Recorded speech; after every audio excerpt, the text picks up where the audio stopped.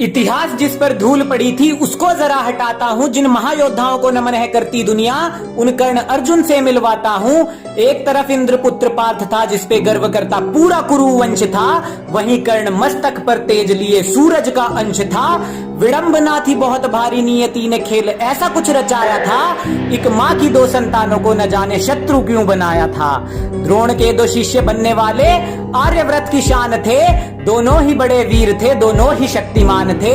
अब किसे पता था आगे चलकर ऐसा कुछ इतिहास बनेगा।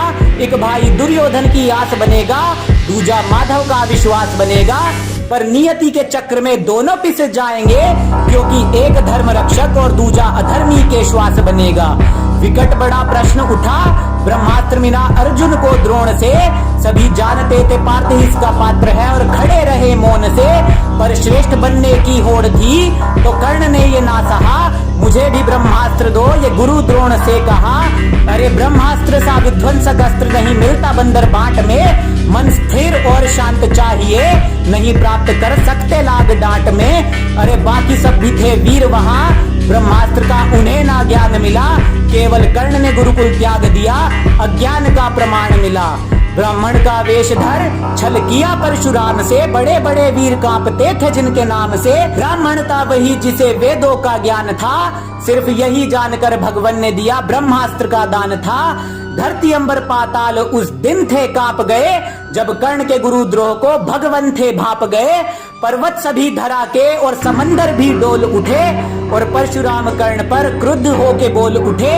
तुम सा क्षत्रिय ना कोई हो पाएगा, पर झूठ के आधार पर ब्रह्मास्त्र ना साथ रह पाएगा।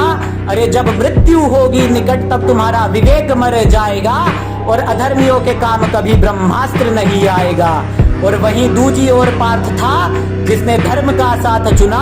द्रोण भीष्म इंद्र कृपा सभी गुरुओं से ज्ञान सुना। अरे पार्थ से मिली ये सीख, सीखने की ललक जो जगाएगा। उत्तम बनने की चाह से एक दिन सर्वश्रेष्ठ वो हो जाएगा।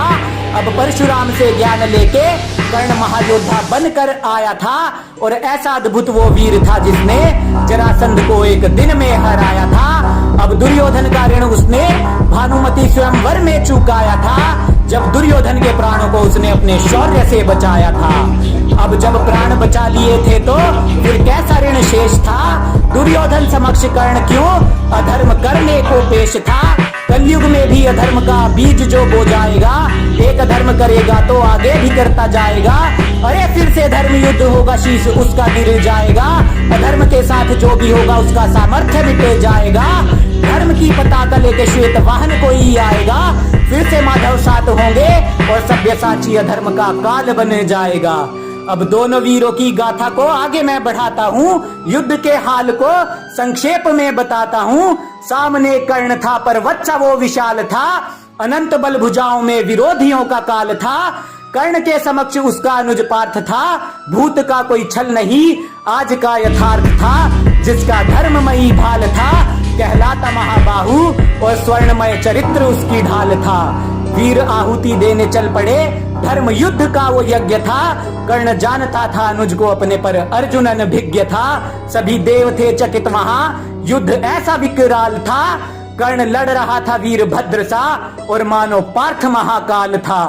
कर्ण के रथ पर अधर्म का बोझ था इतना बढ़ा, चक्र धरा में था जा फंसा और वो धरा पर ही था खड़ा। कर्ण ने पार्थ से कहा, पार्थ धर्म का ना त्याग करो, मेरा चक्र भूमि से ऊपर आए फिर मुझ पे वार करो। धरती गगन पाताल एक बार फिर से डोल पड़े, जब वासुदेव कर्ण पर क्रुद्ध होके बोल पड़े। पार्थ तुम्हें जो धर्म सिखा रहा खुद अधर्म का वो पोषी है। इसने अधर्म किया था अभिमन्यु से, यही पांचाली का दोषी है। बात सुन माधव की अर्जुन कर्ण फिर से टूट पड़े, दोनों के तीर फिर से तरकश से छूट पड़े। पर क्रोध में भर अर्जुन ने अंजलि का अस्त्र था चला दिया। धर्म के लिए ही जिष्णु ने अपने ज्येष्ठ का शीश भी था गिरा दिया। सीख मिलती इसी बात से कर्ण सा महावीर भी धराशायी हो जाएगा। चाहे गुरु परशुराम हो, अधर्म कभी जीत नहीं पाएगा। अरे आज जब बात होगी इस युद्ध की, इतिहास सो जाएगा। मिथ्या बातों के आधार पर कर्ण निहत्था हो जाएगा। क्यों ऐसे ऐसे झूठ खुद के इतिहास में फैला रहे, कुछ ज्ञान जला नालंदा में और कुछ को तुम जला रहे।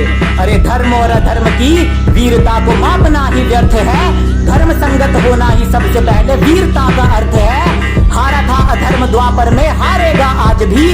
अरे सत्य का सदा से ही राज था, करेगा राज आज भी। जिस पक्ष में नारायण थे उस पक्ष में हम आज भी, और जिस पार्थ पर माधव को नाज था उस पर हमें है नाज आज भी, उस पर हमें है नाज आज भी।